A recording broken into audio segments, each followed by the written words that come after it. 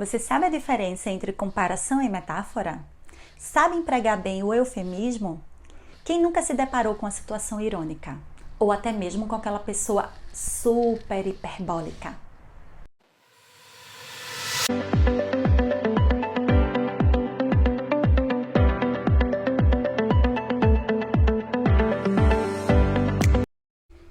Sou a professora Josimeire Caetano do curso Arte de Escrever e explicarei para vocês com muitos detalhes quais são as figuras de palavras, também conhecidas como figuras semânticas. E a principal característica delas é justamente o seu emprego não convencional, ou seja, elas são empregadas no sentido conotativo.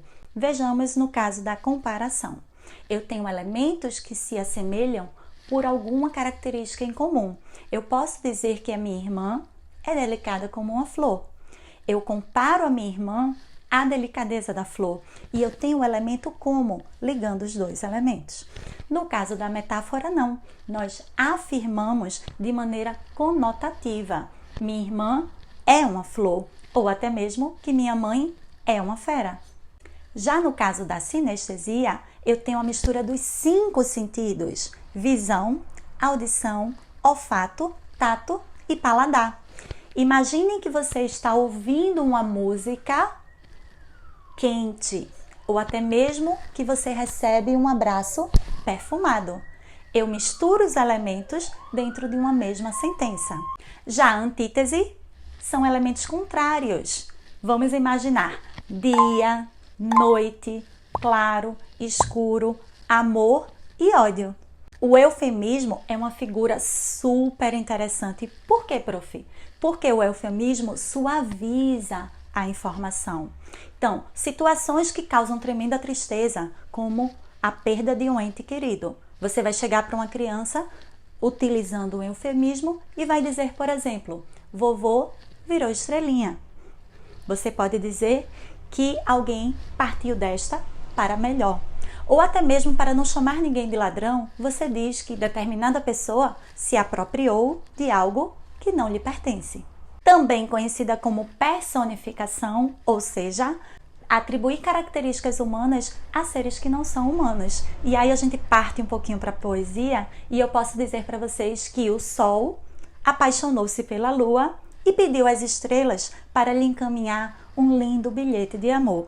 Eu associo características de sentimentos humanos a seres que não são humanos. No caso do paradoxo, nós temos informações que não fazem muito sentido.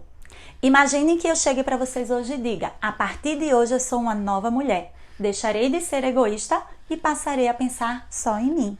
Essa sentença não faz sentido. Há um paradoxo na mensagem. E um dos paradoxos mais comuns nos livros que encontramos é justamente o só sei que nada sei. No caso da ironia, ela é autoexplicativa. São situações irônicas. Imagine que o pai vai à escola receber o resultado do seu filho no final do ano. E o professor, sorrindo, diz: parabéns, pai. O seu filho foi reprovado em apenas 12 disciplinas. É ou não é ironia? No caso da catacrese, até o próprio nome confunde bastante. Qual a definição de catacrese, prof? É muito simples. Catacrese são expressões que nós utilizamos no dia a dia. Por falta de uma expressão específica para determinada situação, a gente utiliza palavras que não se enquadrariam naquele contexto. Prof, eu não entendi nada. Eu explico. Dente de alho. Menina dos olhos. Braço da cadeira, pé da poltrona. Então, nós temos expressões que fazem parte do corpo humano, por exemplo, e são empregadas em situações cotidianas. Cabeça de alho, dente de alho, boca do fogão. Fica simples assim, não fica? No caso da antonomásia, são expressões que designam determinadas pessoas por sua função ou por alguma característica que ela é reconhecida diante da sociedade. Então, nós temos o príncipe dos poetas, lembramos dos poetas parnasianos, ou o príncipe dos escravos. Lógico que a gente vai lembrar de Castro Alves. Vamos pensar no meio midiático. Quem aqui nunca ouviu a expressão o rei do futebol? Ou até mesmo a rainha dos baixinhos. Rei do futebol, Pelé, Rainha dos baixinhos, Xuxa. A perífrase segue o mesmo raciocínio da antonomásia, só que a diferença é muito simples. A antonomásia faz referência a pessoas, a perífrase não. Então imagine que eu viajarei para a cidade maravilhosa. Quem é a cidade maravilhosa? O Rio de Janeiro. Quem aqui nunca ouviu falar na expressão a cidade luz? Paris. E, claro, a nossa Veneza brasileira, fazendo referência à cidade de Recife, Pernambuco. Temos a apóstrofe, que é exatamente a interpelação enfática de pessoas ou seres personificados. Vamos para a literatura? Castro Alves traz: Deus, ó Deus, onde estás que não me respondes? No caso de Carlos Drummond de Andrade, ó vida, nós te criaremos. E a metonímia. A metonímia é uma das figuras que tem mais exemplos. Por quê? A metonímia é quando nós utilizamos um termo em detrimento de outro. E o contexto vai fazer toda a diferença. Temos um primeiro exemplo, que é a causa pelo efeito. Vivo do meu trabalho. Ou o efeito pela causa. O poeta bebeu a morte. O que seria a morte? O veneno. O instrumento pelo usuário. Final de partida de futebol, estádio lotado. Os microfones corriam todo o estádio. Na verdade, quem corriam eram os repórteres. E o tão famoso autor pela obra. Passei o final de semana lendo Machado de Assis. Na verdade, o que eu li foi a obra de Machado de Assis. Dom Casmurro, por exemplo. Temos o continente pelo conteúdo.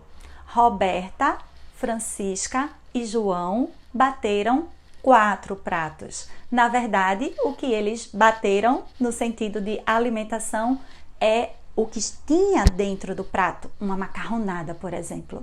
O símbolo pelo simbolizado. Todos disputavam a coroa.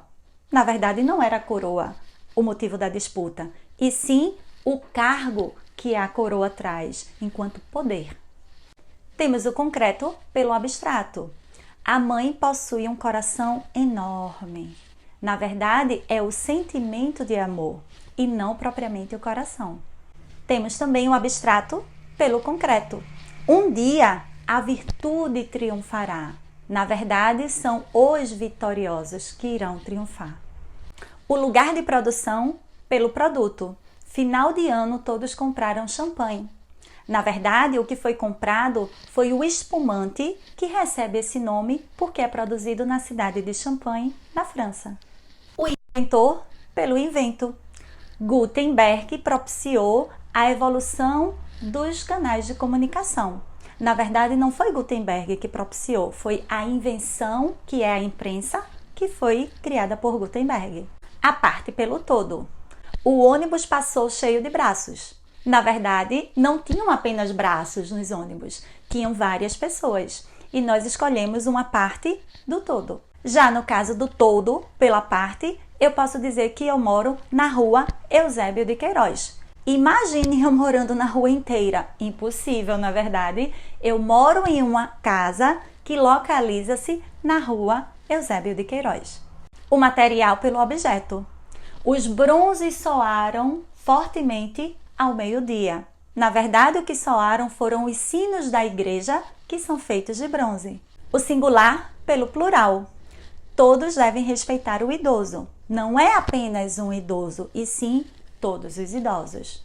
O nome próprio pelo comum. Ele se mostrou um verdadeiro Judas. Na verdade, a ideia de traição é que se coloca no lugar. E, para finalizarmos a metonímia, nós temos a marca pelo produto. Quem aqui nunca comprou chiclete? Na verdade, o que você está comprando é goma de mascar. E uma que eu amo, que é o exemplo do Bombril. Fui ao supermercado comprar Bombril. Na verdade, nós internalizamos a marca e você pode, de repente, comprar a Solan. Acho que agora ficou fácil, não foi? Vocês não vão mais esquecer.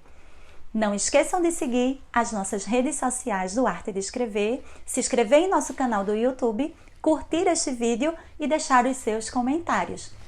Um beijo bem grande!